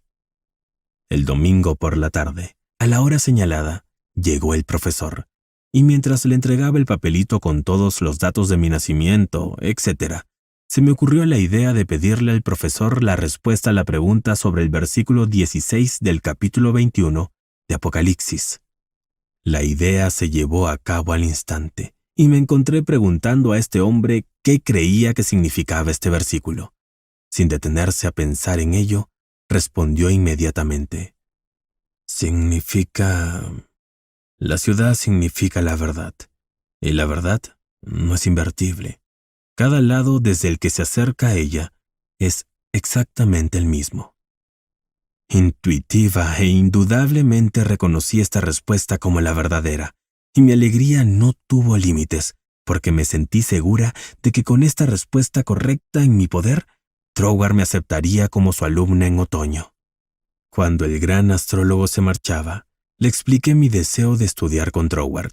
Se interesó mucho y me hizo muchas preguntas sobre Troward. Y cuando le pregunté si podía enviarme su factura, me contestó sonriendo, «Hágame usted saber si el gran Troward la acepta como alumna». Y me dio las buenas tardes. Me apresuré a ir a mi habitación para enviar un telegrama a Troward dando mi respuesta a la pregunta sobre el versículo 16 del capítulo 21 de Apocalipsis. Recibí una respuesta inmediata de Troward que decía, «Su respuesta es correcta. Estoy comenzando un curso de conferencias sobre la Gran Pirámide en Londres. Si desea asistir a ellas, estaré encantado de recibirla. Y después, si todavía desea estudiar conmigo, creo que es algo que se puede arreglar». Al recibir esta respuesta, se hicieron inmediatamente los preparativos para salir de París hacia Londres. Asistí a todas las conferencias, recibiendo mucha instrucción de ellas, después de lo cual se hicieron los arreglos para que estudiara con Troward. 2 días antes de partir a Cornwalls, recibí la siguiente carta de Troward, en la que se indicaba claramente la línea de estudio que me impartía. 31 Stanwyck Road, W. Kensington, Inglaterra, 8 de noviembre de 1912. Querida señora Verent, creo que es mejor que le escriba unas líneas con respecto a los estudios que se propone realizar conmigo, ya que lamentaría que se equivocara y sufriera alguna decepción. He estudiado el tema durante varios años y tengo un conocimiento general de las características principales de la mayoría de los sistemas que, desgraciadamente, ocupan la atención de muchos círculos en la actualidad, como la teosofía, el tarot, la cábala y otros similares, y no dudo en decir que, a mi juicio, todas las clases y descripciones de los llamados estudios ocultos se oponen directamente a la verdad real que da la vida, y por lo tanto, no debe esperar ninguna enseñanza en tales líneas. En estos días se habla mucho de la iniciación, pero créame, cuanto más trate de convertirse en un supuesto iniciado, más se alejará de la vida. Hablo después de muchos años de cuidadoso estudio y consideración, cuando digo que la Biblia y la revelación de Cristo es lo único que realmente vale la pena estudiar, y ese es un tema lo suficientemente amplio, que llega a abarcar nuestra vida exterior y las preocupaciones cotidianas, así como los resortes internos y todo lo que en términos generales podemos concebir de la vida, e incluso lo que sigue al despojarnos del cuerpo al morir. Ha expresado un grado muy grande de confianza en mis enseñanzas, y si su confianza es tal que desea, como dice, ponerse enteramente bajo mi guía, solo puedo aceptarlo como una responsabilidad muy seria, y tendría que pedirle que demuestre esa confianza negándose a mirar los llamados misterios que yo le prohibiría mirar. Hablo por experiencia, pero el resultado será que gran parte de mis enseñanzas parecerán muy sencillas, quizá hasta cierto punto dogmáticas, y dirá que ya había oído mucho de ellas. La fe en Dios, la oración y el culto, el acercamiento al Padre por medio de Cristo. Todo esto es en cierto sentido familiar para usted, y todo lo que puedo esperar es tal vez arrojar un poco más de luz sobre estos temas, para que lleguen a ser para usted no solo palabras tradicionales, sino hechos vivos presentes. He sido tan explícito porque no quiero que se desilusione, y también debo decir que nuestro llamado curso de estudio consistirá solo en conversaciones amistosas en los momentos en que podamos, ya sea que usted venga a nuestra casa o yo a la suya, según sea más conveniente en ese momento. Además, le prestaré algunos libros que le serán útiles, pero son muy pocos y en ningún sentido ocultos. Ahora bien, si todo esto concuerda con sus ideas, estoy seguro de que nos alegraremos mucho de verla en Romanó, y comprobará que los residentes, aunque muy pocos, son muy amables y el barrio muy bonito. Pero, por otra parte, si siente que quiere alguna otra fuente de aprendizaje, no teme en decirlo, solo que nunca encontrará ningún sustituto para Cristo. Confío en que no le moleste que le escriba de esta manera, pero no quiero que venga a Cornualles y luego se decepcione. Con mis más cordiales saludos, atentamente, T. Troward. Esta copia de la carta de Troward, en mi opinión, es lo mejor que puedo darle a usted. Capítulo 11. Cómo poner en acción el poder de su palabra. En cada una de sus palabras está el germen de poder que se expande y se proyecta en la dirección que su palabra indica, y finalmente se desarrolla en la expresión física. Por ejemplo, usted desea establecer la alegría en su conciencia. Simplemente repita la palabra alegría en secreto, persistente y enfáticamente. El germen de la alegría comienza a expandirse y a proyectarse hasta que todo su ser se llena de alegría. Esto no es una mera fantasía, sino una verdad. Una vez que experimente este poder, probará diariamente que estos hechos no han sido fabricados para encajar en una teoría, sino que la teoría ha sido construida por la cuidadosa observación de los hechos. Todo el mundo sabe que la alegría viene del interior. Alguien puede darle motivos de alegría, pero nadie puede alegrarse por usted. La alegría es un estado de conciencia, y la conciencia, Troward dice, es puramente mental. Las facultades mentales trabajan siempre bajo algo que las estimula, y ese estímulo puede venir o bien del exterior, a través de los sentidos externos, o bien del interior, por la conciencia de algo no perceptible en el plano físico. El reconocimiento de esta fuente interior de estímulo le permite traer a su conciencia cualquier estado que desee. Una vez que aquello que anhela le parece claramente alcanzable, ya es suyo.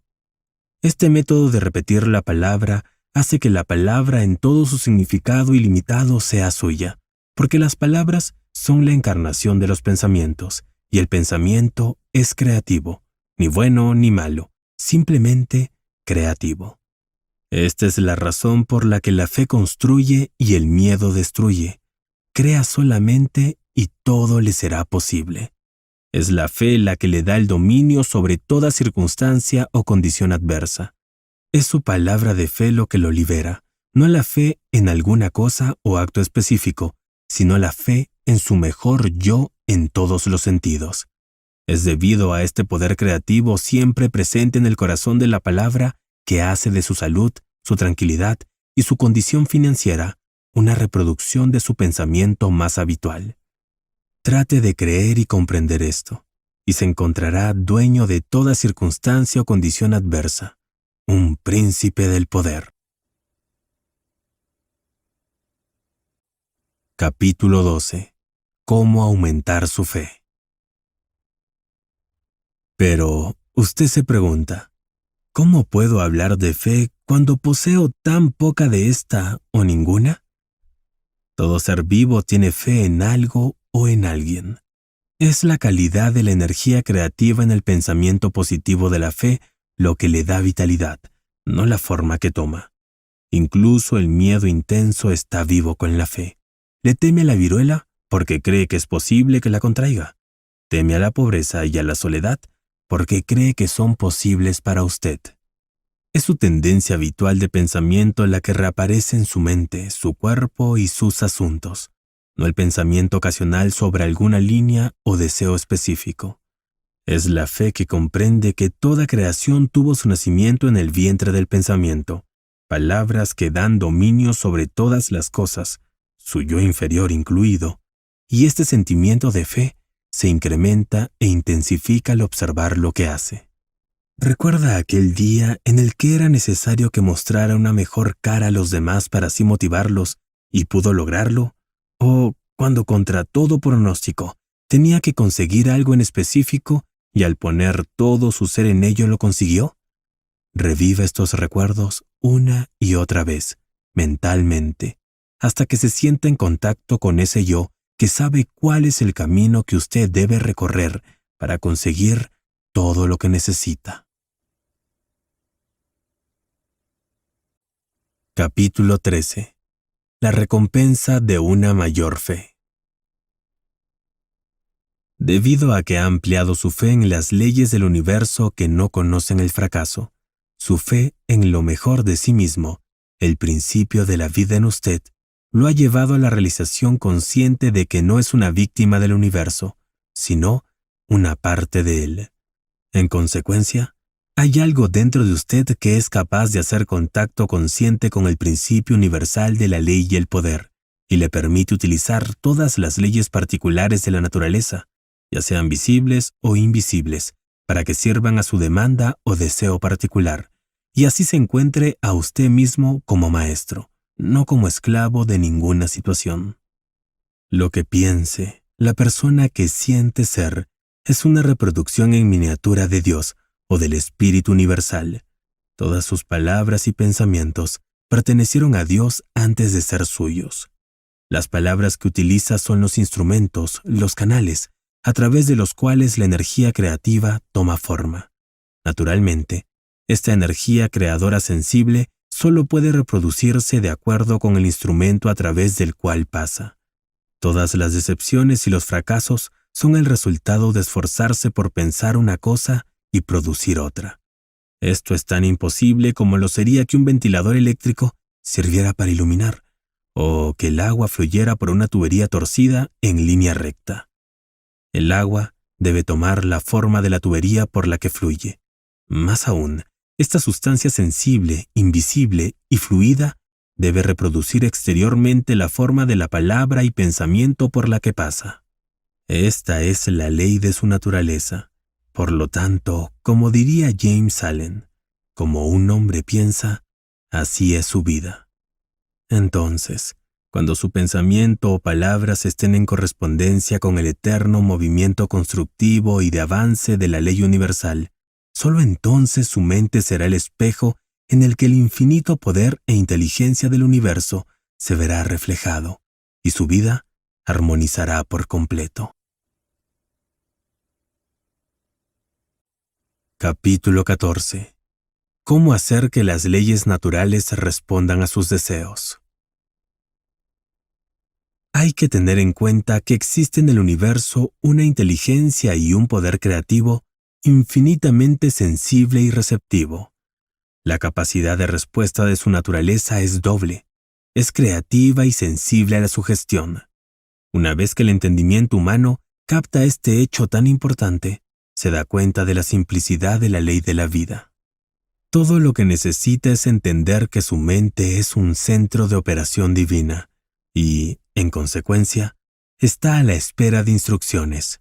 La ley de la vida responderá a sus llamados y encontrará las indicaciones necesarias para que sus deseos se materialicen, no solo a través de sus semejantes, sino también a través de las flores, la hierba, los árboles y las rocas, si actúa sobre ellos con confianza en este plano físico.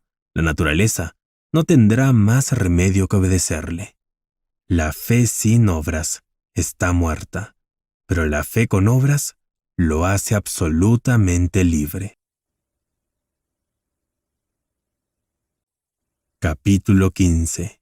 Fe con obras. ¿Qué es lo que ha logrado? Se dice de Tyson, el gran millonario australiano, que la sugerencia de hacer que la tierra desértica de Australia florezca como la rosa le llegó de una modesta y pequeña violeta australiana mientras trabajaba como jardinero con un salario de aproximadamente 3 chelines al día.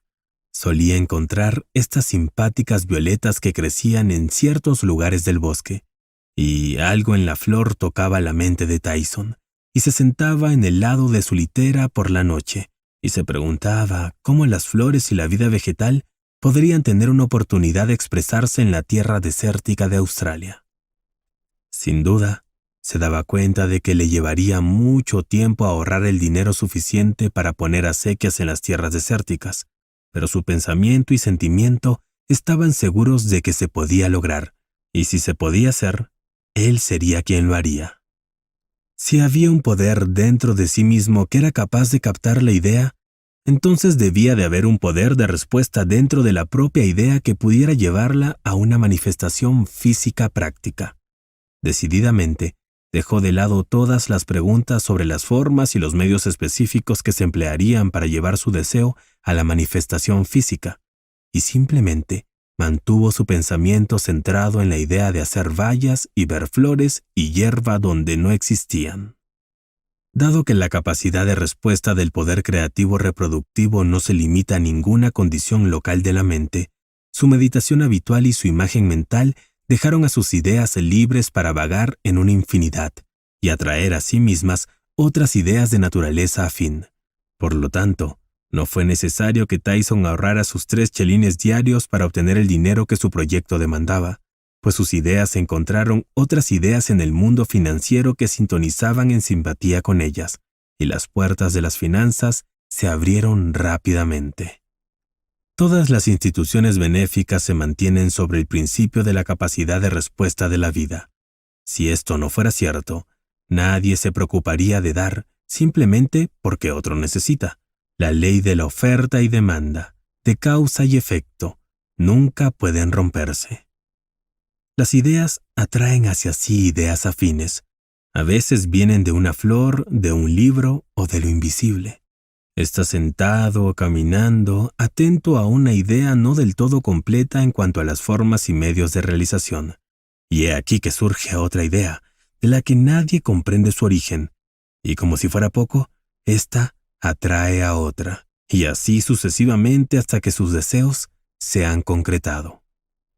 Puede que sienta la necesidad de una mejora en sus finanzas, y se pregunte cómo va a lograrlo, cuando de repente, a partir de la idea prima, todo comienza a encaminarse. Simplemente se aferra a la declaración o afirmación de que lo mejor y todo lo que hay es suyo, ya que usted es capaz de capturar ideas del infinito a través del instrumento de su intuición. Deja que su mente descanse sobre ese pensamiento, sabiendo muy bien que éste encontrará por sí solo el camino a la materialización. Su rechazo a la duda y la ansiedad permite que las ideas tranquilizadoras se establezcan y atraigan a sí mismas ideas de puedo y quiero, que gradualmente se convierten en la forma física del deseo en la mente. En el uso consciente del poder universal para reproducir sus deseos en forma física, 3 hechos deben ser tenidos en cuenta. Primero, todo el espacio está lleno de un poder creador. Segundo, este poder creador es susceptible a la sugestión. Tercero, solo puede funcionar por métodos deductivos. Como nos dice Troward, este último es un punto sumamente importante, pues implica que la acción del poder creador siempre presente no está limitado en modo alguno por los precedentes. Actúa según la esencia del espíritu del principio. En otras palabras, este poder universal toma su dirección creadora de la palabra que se le da. Una vez que el hombre se da cuenta de esta gran verdad, se convierte en la más importante de todas sus consideraciones. Es la ley invariable de este principio vital creativo, que como un hombre piensa en su corazón, así es él. Si se da cuenta de la verdad de que el único poder creador puede ser para usted solo lo que usted siente y piense que es, estará dispuesto y será capaz de satisfacer sus demandas. Troward dice, si cree que su pensamiento es poderoso, entonces su pensamiento es poderoso. Como un hombre piensa en su corazón, así es él.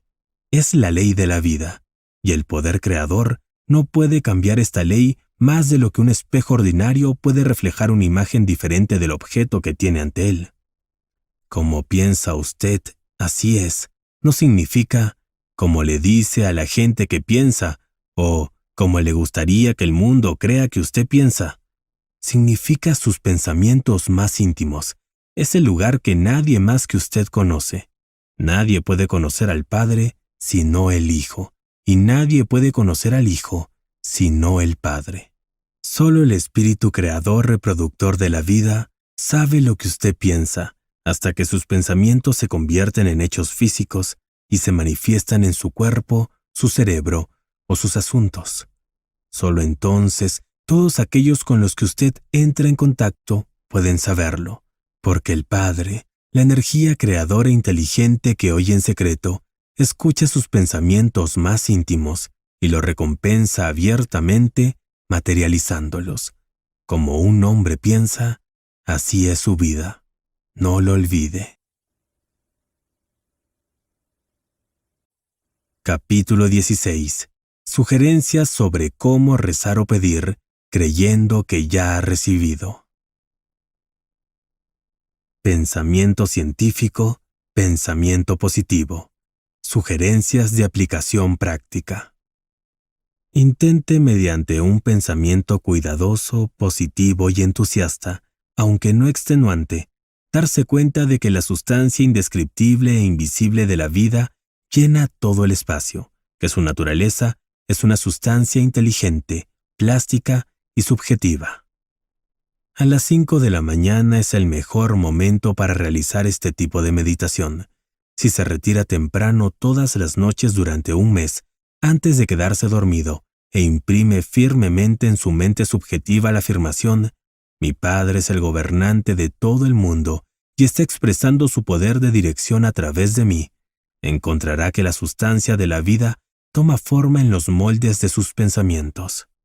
No acepte la sugerencia anterior simplemente porque se la han dado. Piénselo cuidadosamente hasta que la comprenda, y así se impregne en el subconsciente. Levántese todas las mañanas, como se sugirió antes, a las 5. Siéntese en una habitación tranquila, en una silla de respaldo recto, y piense en la afirmación de la noche anterior, y se dará cuenta de que su mente es realmente un centro a través del cual toda la energía y el poder creativo están tomando forma. Oración científica. Al rezar por un cambio en la condición física, mental o financiera de usted o de otra persona, tenga en cuenta que la necesidad fundamental para la respuesta a la oración es la comprensión de la declaración científica.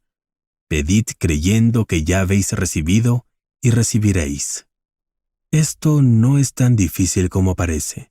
Tan solo debe recordar que todo tiene su origen en el pensamiento, y aquello que busca en el exterior ya lo posee. Elementos a recordar sobre la oración para uno mismo o para otro. Recuerde que lo que llama tratamiento u oración no es, en ningún sentido, hipnotismo. Nunca debe tratar de apoderarse de la mente de otra persona.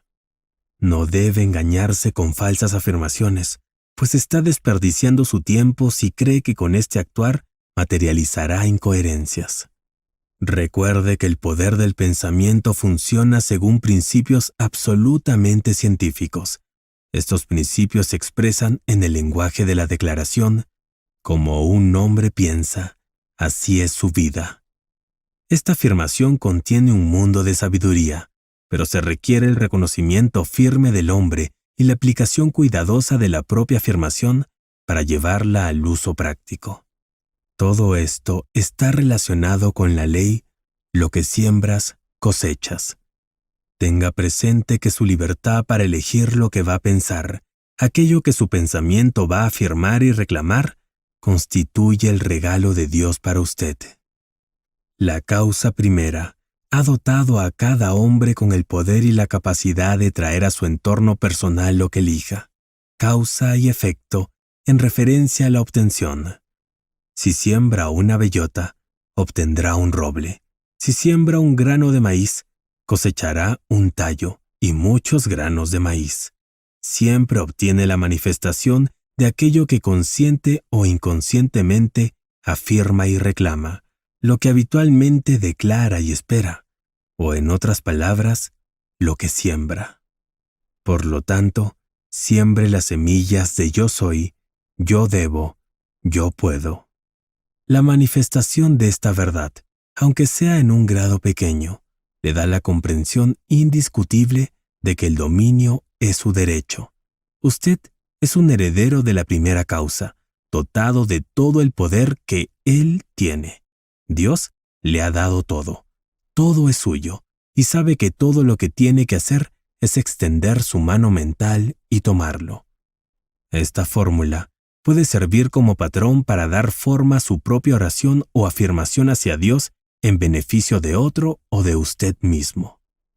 En todo momento busque ese camino que es la verdad y es la vida.